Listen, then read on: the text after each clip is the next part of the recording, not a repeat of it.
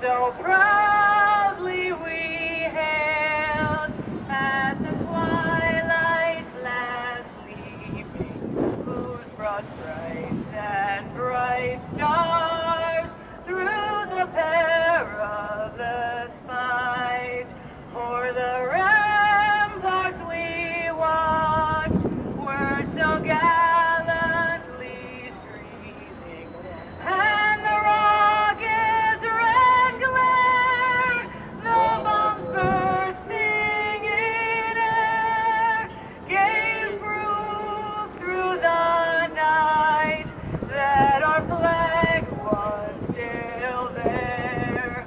Oh, say does that star-spangled banner yet wave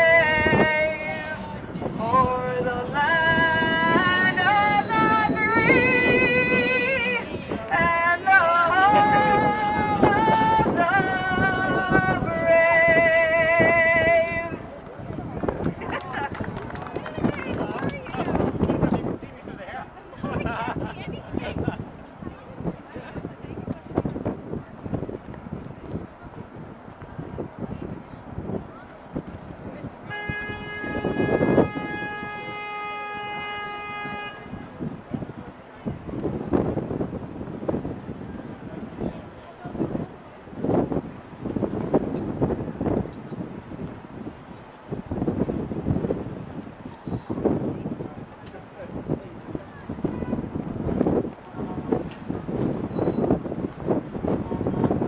They created a sovereign state where they could exercise their right to self-determination and wield the power necessary to defend themselves.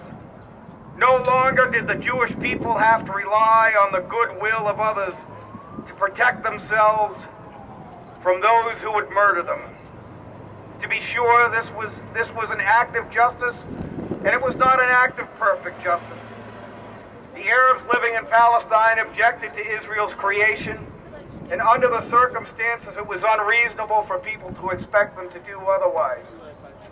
61 years later, however, it is time for the leaders in the Middle East to abandon the fantasy of Israel's destruction.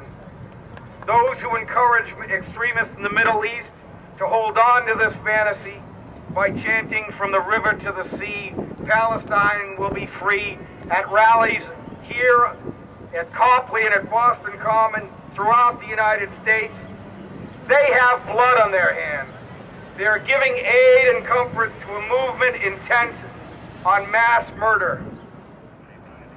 The real reason Israel is a great moral achievement, in addition to self-determination for the Jewish people, is that in addition to laying claim and affirming a national identity, its people have accepted national responsibility for the actions of its leaders. Sadly, Israel's enemies have not yet learned to follow the example of self-criticism and self-correction set for them by the Jewish people and by the Jewish state. Instead, they have used this self-criticism as a tool to delegitimize the Jewish state. They have used their tradition of teshuvah as a knife to the throat of the Jewish people. The vast majority of the American people are not fooled by this tactic. The American people may not speak Hebrew or Arabic, but they can see the difference between aliyah and jihad. We can see the difference between aliyah and the intifada, and we know the difference between jihad and self-improvement. So on this 61st anniversary of Israel's founding, my message to the Jewish state, to its supporters, and to the Jewish people and their defenders is a very simple one. Be strong, let your heart take courage, and do not let your foot be moved. As Dexter mentioned, the threats against Israel are real, and they are troubling. Israel, as we know, is fighting a war today, and it's fighting a war along two dimensions. In the physical dimension, we still see a war against rockets being thrown at southern Israel, a war of rejectionism, of incitement, and we need to be confident that the Israeli government is doing what needs to be done to protect the Israeli people. But just as important as this physical war is the metaphysical war. It's the war of ideas. It's the ideological assault against the state of Israel, and we must win both of these wars, and we will win both of these wars. Despite being threatened by rejectionism, terrorism, and war, over the past 61 years, Israel has done a remarkable job in terms of innovation and creativity. And these are where I want to focus most of my remarks. When David Ben-Gurion declared Israel's independence in May of 1948, he helped create the first and only democracy in the Middle East. Right? All Israeli citizens, regardless of race, ethnicity, religion, enjoy the same fundamental democratic freedoms. This is something that is not commonly seen throughout the Middle East, where religious minorities are persecuted, where women are persecuted, and we need to be proud of the Israeli democracy. We know throughout history what has happened when the Jews have been singled out. Every time the Jewish people are singled out, they've been persecuted, whether it be in the former Soviet Union, whether it be during the Shoah, whether it be the Mizrahi Jewry living in the Arab world in Iran. When Israel was created, it lifted the shackles on the Jew. It created a place where all Jews can feel safe to raise their families in freedom, in dignity, and in peace. But Israel was not only a refuge for the Jewish community. We know how the Christian population was persecuted throughout the Middle East, and in Israel, Israel is the only country where the Christian population is growing. We saw the Baha'i, who were persecuted in Iran and have found refuge in Haifa. We need to be proud of that as well.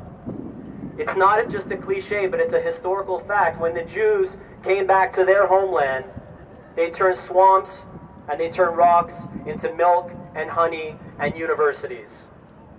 Israeli innovation, whether it be music, education, culture, medicine, high-tech, have not only benefited Israelis, but have benefited people around the world. Whether we're talking about the cell phone, the cancer pill, whether we're talking about Yitzhak Perlman, Israeli innovation and creativity is something that we need to be thankful for. As Golda Meir said, we do not rejoice in victories. We rejoice when a new kind of cotton is grown and when strawberries bloom in Israel. This is something that we should be proud of. And finally, 61 years after the declaration of the State of Israel, there are still those, and some of them who might be around here, who still question Israel's right to exist. How could it be that all states, all nations have the right to self-determination except for the Jewish people?